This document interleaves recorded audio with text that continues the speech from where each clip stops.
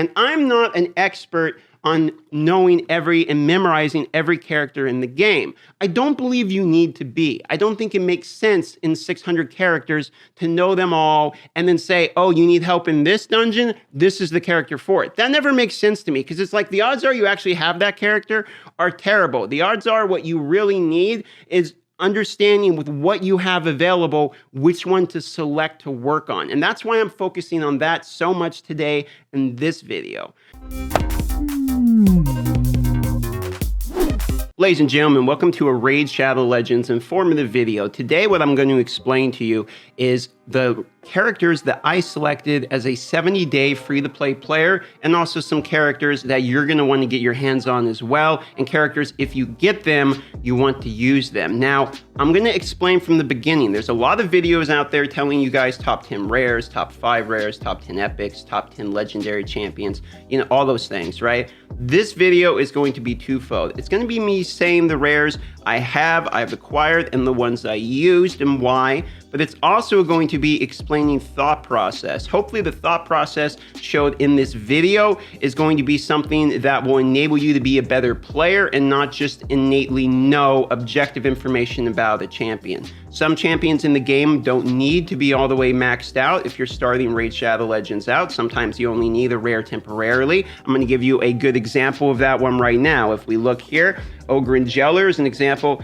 Now this is a rare character that I used. He was good. I don't regret taking him to 40. I'll probably continue to use him a little bit, but he was my magic keep character because if you look at his skills, for instance, he removes a buff on basic. He has 2 additional random buffs from the target stolen sometimes. The point I'm giving you on this one is as we go into this video today, I'm going to be explaining some characters, and most of my characters do not have full masteries. They're either level 40 or level 50. The gear on them is either bad or free to play, you know, very early game level. And for that reason, I have played at a high level account with $16,000 spent in almost every legendary in the game, and I've played free to play, and I can take both that information and tell you guys, here's the rares that personally you don't need to take to 60. I feel like there's a lot of information about characters in the game and maxed level. So I would like to show you some more realistic thought process type of advice. And without further ado, let's go ahead and get into it.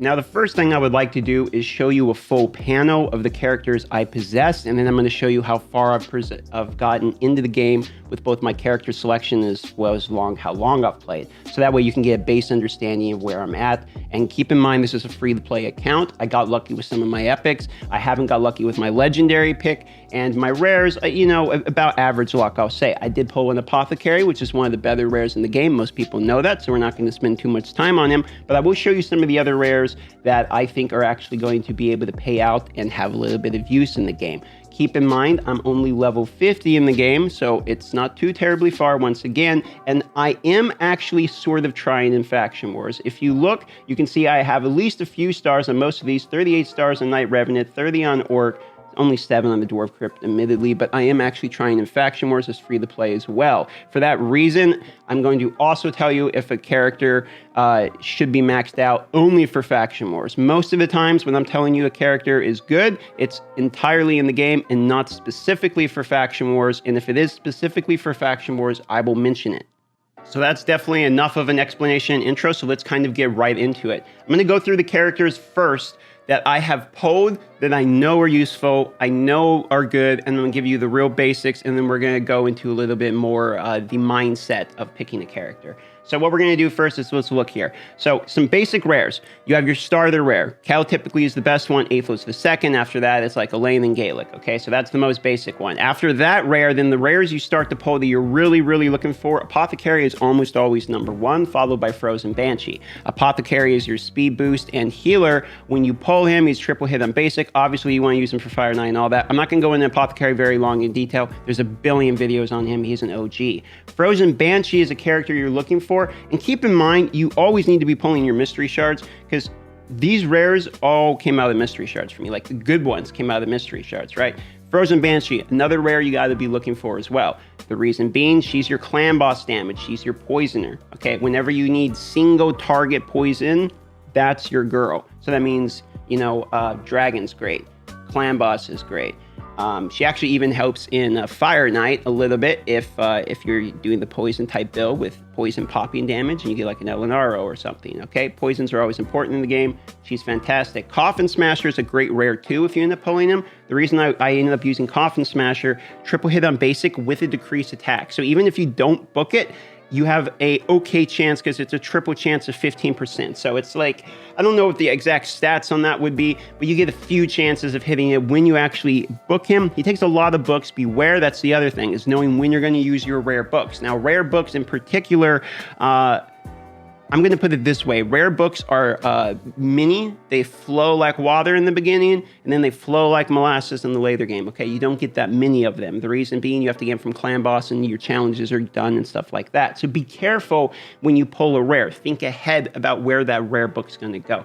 He's also pretty good because he has an HP burn and he takes less damage on AoE. So overall, he's a fairly solid rare. Because of the triple hits, a little bit of a bait, you think like, okay, 3 hit on basic, he's going to do tons of damage with Giant Slayer. Most of the times you get him, you're not going to 60 him because by time that you are going to have him 60 then maxed out with masteries, you probably pull the better attack down by then. There's lots of epics that mostly focus on attack down. 50% attack down isn't typically a rare slot for that type of debuff. So like I'll give you another example. Rector Drath, there's Tayrell, Stag Knight. Those type of people are typically your attack down, even Madame, whereas, the attack down from Coffin Smasher is really more clan boss type of focus in the long term. Now, let's move on to some of the other rares as we're going through here. Now, Armiger is not a rare, but he's an uncommon. I would highly suggest watching videos by Cold Brew Gaming where he explains how to basically do all the way through Spider 20 with just Armigers.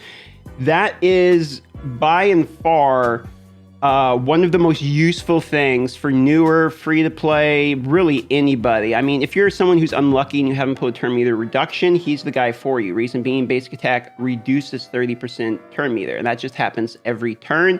You pair that with a little bit of speed, 100% crit rate, so that always happens, and you got yourself a pretty good turn meter decrease. It's like a mini Allure, okay? And Allure being a turn meter decrease champion. Now, another rare, moving on, Painkeeper's pretty good because a lot of people use them as something called an unkillable comp, which is kind of the ideal it's the ideal clan boss comp, which essentially allows you to just not die until the clan boss does its immediate KO, which goes through everything. You die no matter what. So this character in particular, if you pull her, you can book her, fantastic. You want to keep her. The move in particular we're looking at, and the reason why you can do that thing is the decreased cooldown of all allies. Yes, she has a heal. Yes, she has a double hit. Those turn meters, she's got other good moves, aura, all that. However, this is really the real reason why people use her, because it goes down to a 4-turn cooldown, decreases the cooldown of all ally skills. If you have multiple Pain Keepers, they do reduce each other, so you can kind of do this hilarious circle jerk of reducing each other's cooldowns and just get, if you have like 1 Man-Eater and 3 Pain Keepers, for instance, instead of having to pull 2 Man-Eaters, it's easier to get 3 Pain Keepers, I think, personally, than 2 Man-Eaters.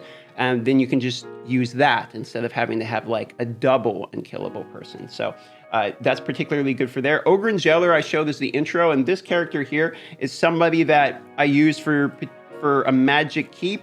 And this is kind of where we're going to start getting into thought process stuff, and he's a great example to use that, which is I got him to level 40, didn't use him level 50. I know I temporarily needed somebody to help remove buffs just to get some of the challenges done in the beginning. Keep in mind, in the beginning of the game, there's some weird challenges you have to do. Building a character to like 40 for that is not a big deal. If I ever decide to get rid of him, which I probably won't because, again, faction wars, is that what I can always do is go upgrade rank, turn him into a 5-star chicken with crunching some of the other fodder I have in here, and then suddenly I have a 5-star chicken. So don't feel too bad about taking rares to 40. Granted, I'm level 50, and by now I should have a whole lot more. I have 3 6-stars. I should probably have like 6 or 7 by now, to be honest. But I don't really have a big problem like the other people do, and it's not derogatory. It's just me personally, how I play the game. I don't really have as big of an issue going through my roster and bringing other characters up and not maxing out everyone instantly. The reason being is like Miscreated Monster, if you look here,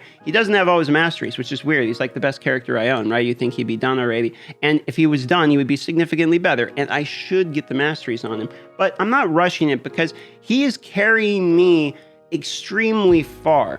He has been able to do so much for me that I don't need him to do the extra 5 to 10% more from the mastery. What I need right now is I need somebody else to bring me up in other areas on the account. It's really easy when you spend a little bit of money, or you're a dolphin, or you get content creation rewards or something like that, for us to be like, yeah, you got to max this character out first. But a lot of times on a new account, it is very hard to go out of your way to do such a thing. Because if you max out a character all in one, that means that's all your energy. That's either that or all your gems. That's all your XP banner is going to that. You're missing events.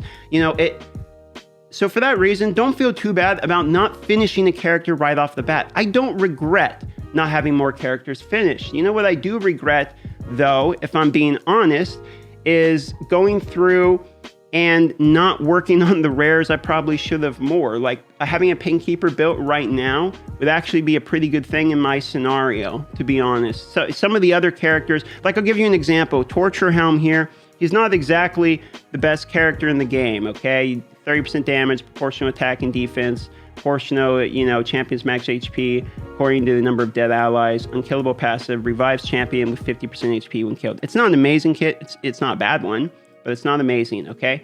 But he can solo Dragon 20. Did you know that? So there is things in the game where certain characters may not be high on a tier list, and I actually like tier lists, not shot tier lists. There may be things in the game where some people don't like certain characters, but what I would argue for you to do as a person is to go out, look at these rares, and determine what do I need right now, and maybe consider trying a rare out for that. Let me give you another example for the mentality thing. So if we look here, I want to show you. Give you another decent rare. If we look here at this guy, Stout Axeman, okay? So he's not a particularly amazing rare. He's kind of average, okay? But let me show you what he does. Basic attack, it only attacks an enemy. That's it, not a big deal, okay? Show you the passive next because the A2s are what that matters. Heals the champion by 50% of the damage taken while under a reflect buff. So he gets half of his HP back if he's under the reflect damage, and 25% chance of increasing the duration of all the attacker's debuffs by 1 when hit while under a reflect damage buff. So it's kind of like a bulwark, a little bit with the increasing the debuffs. But here's the reason why I used him, okay? Is when you look at it, he places 15% reflect damage, which is the bad version, but then he has 85% chance of placing another one on another random ally for 2 turns, okay? So what that means is I could have 2 people essentially with a reflect damage sometimes. And I needed to get through the beginning of the Fire Knight. Reflect damage, when the Fire Knight hits you, count as 1 hit back on the shield. So that means that's 2 hits right off the bat. And then I knew that he would hit once if I put him in retaliation gear, which is what I used to have him in here. I removed it, see? Had him instead of retaliation. So when the Fire Knight went, I knew that was 3 hits back. The retaliation, if it triggered, plus the 2 from the reflect, automatically now I have 7 more hits to go instead of 10. I used that to help me get past some of the stages, and it actually worked in the beginning. And it's not like I used good resources. Look at the masteries, there's none. I mean, the ascensions aren't exactly hard in the beginning, and he's only 3 ascended just to get the move to work. And now he can become a 5-star chicken, and I can crunch him once I've done the faction wars. It's still efficient. It doesn't seem efficient in the beginning. It seems like your progress is slow and all that, but it's actually not too bad to try out some of these rares, I would argue. So what I'm going to do is to answer the title and to answer what you guys want to know, which is, what are the best rare champions for free-to-play players in Raid Shadow Legends? What are the top free-to-play Raid Shadow Legends rares? Whatever, right? The best way to know, I'm going to show you how to figure it out no matter what part you're in your account, okay? I'm going to show you. If you go into the game, and here's what I do. Here's how I figure it out. And keep in mind, I've owned the main account, spent 16 grand. I've been in the Plarium content program where I got all the goodies. Now I'm playing free to play. It's not even my first or second free to play account. And this is how I do it personally. I found it's worked for me. It doesn't mean it's 100% the best way, but I actually really enjoy this method, and I'm having the most fun in Raid doing it this way, which is what I do is I look, what is it I need or want to work on, or what rewards do I want? So if I need 2 epic books, which is what I need right now to try to finish out some of these epics that I really like, what I'm working on is equip HP type champion with a 5-star, 6-star regeneration set. That's my next goal. And it doesn't have to be the challenges. It could be your mission. It could be arena. Pick what it is you need help in your account at that moment. Now, with that thought in your mind, go to your champion selection, go to your rares, go and start looking through what you have. You may have more than you realize. I don't have that many characters, as you can see here. My vault, if you look at the vault, there's like 3 people in it, okay? But what I do have is when I go through here, I'm thinking, you know what I need? I need help in Fire Knight. Because currently, if I look at the Fire Knight, I'm going to show you something. I need 5 and 6 star regeneration, right? If I go to Fire Knight and you look, the farthest one I've been able to do, and this is manual, is this one, which is for the 6 star. Manual, 7 minutes. Can't do it on auto. Can't multi-battle. Can't auto-click it overnight with blue stacks, right? Can't do any of that. Now, if I look and try to do this one, I can auto this one. But you know the difference? That's for the 5 star. I went for the 6 star because the challenge is 5 or 6 star gear. If I do 4 to 5 star, it's 50-50 chance I get a 5 star, maybe even lower. Whereas if I do the 4 to 6, it's going to be way easier, take less energy, all that. So I know in order to complete this challenge, which is going to take a lot, it's going to be thousands of energy, what I need to do first is build a Fire Knight team to get me farther in Fire Knight. That's what I need. So then what I did, and I know what rare I'm working on next. If you look here, I've gone through and looked at my rares. I found this rare while streaming. And what we did is we were looking at the kit. She's called Soulbound Boyer. And I'm not an expert on knowing and memorizing every character in the game. I don't believe you need to be. I don't think it makes sense in 600 characters to know them all and then say, oh, you need help in this dungeon? This is the character for it. That never makes sense to me because it's like the odds are you actually have that character are terrible. The odds are what you really need is understanding with what you have available, which one to select to work on. And that's why I'm focusing on that so much today in this video. And to show you the character that I actually ended up finding when we were looking through it, we were like, okay, additional chance of inflicting a critical hit, hits all enemies, that's cool.